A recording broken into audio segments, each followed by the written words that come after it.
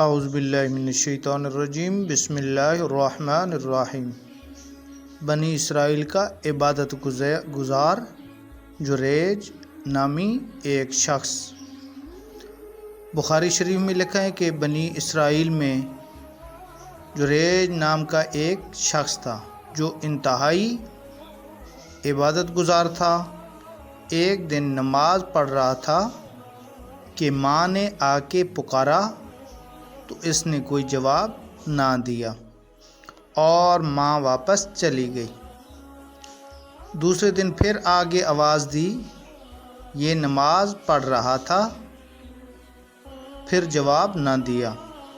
تیسرے دن پھر ایسا ہی ہوا، ماں کو معلوم نہ تھا کہ جریج نماز پڑھ رہا ہے، تو ماں نے بددعا دی کہ اللہ کرے تیرا واسطہ زناکار عورت سے پڑ جائے۔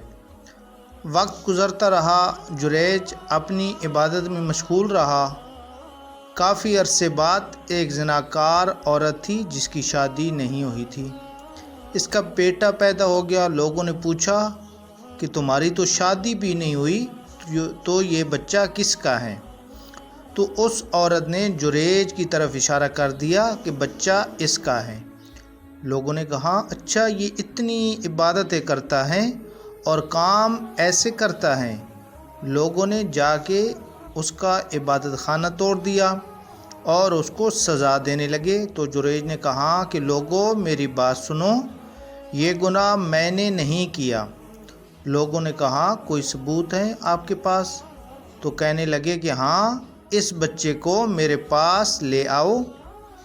جب بچے کو لایا گیا تو جریج نے پوچھا، من ابو کا، بول تیرا باپ کون ہے؟ تو بچہ بولنے لگا کہ فلاں چرواہا میرا باپ ہے۔ لوگ دوڑ کر جریج کے پاؤں میں گر گئے کہ ہمیں معاف کر دو۔ تو جریج نے کہا، آپ لوگوں کا قصور نہیں، میری ماں نے مجھے بددعا دی تھی کہ اللہ کرے تیرا واسطہ کسی فاحشہ عورت سے ہو جائے۔ آج وہ بددعا مجھے لگی ہے۔ ماں کی بددعا سے بچوں، ماں کی بددعا سے آپ کو حج، روزہ، نماز نہیں بچا سکتی۔ آج اولاد ماں کو کہتی ہے بکارتیں، کہتے ہیں پونک نہیں۔ میرے اللہ کی قسم، اگر ماں کی زبان ہلی نہ تو زندگی پر ذلیل ہوتا پھرے گا۔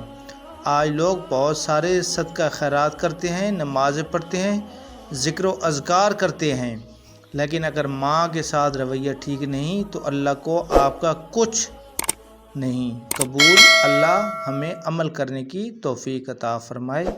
آمین ثم آمین برحمتک یا ارحم الراحمین۔